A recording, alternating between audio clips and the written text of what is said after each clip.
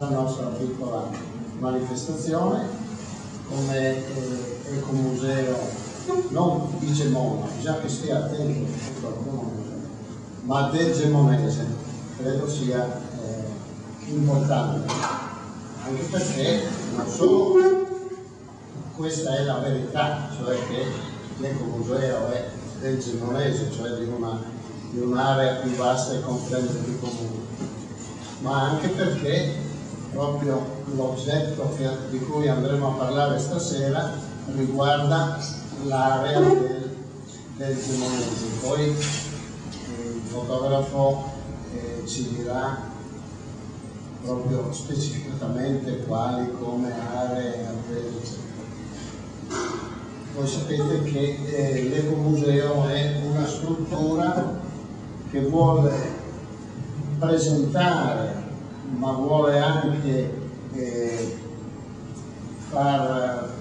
vedere, far capire, far innamorare di un territorio, non solo perché in quel territorio c'è il Tiepolo, ad esempio, faccio per dire, visto che adesso è di gran moda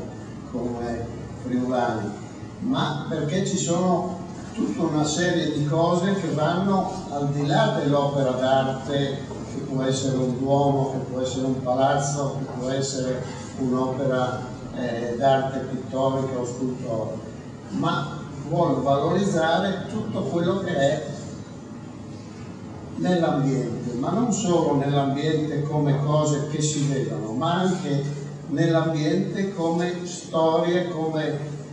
cose che si sentono, cose di cui si parla, storie di cui gli anziani hanno vissuto e i giovani in parte conoscono e in parte non conoscono. Si dice pure che se il vecchio non racconta, il giovane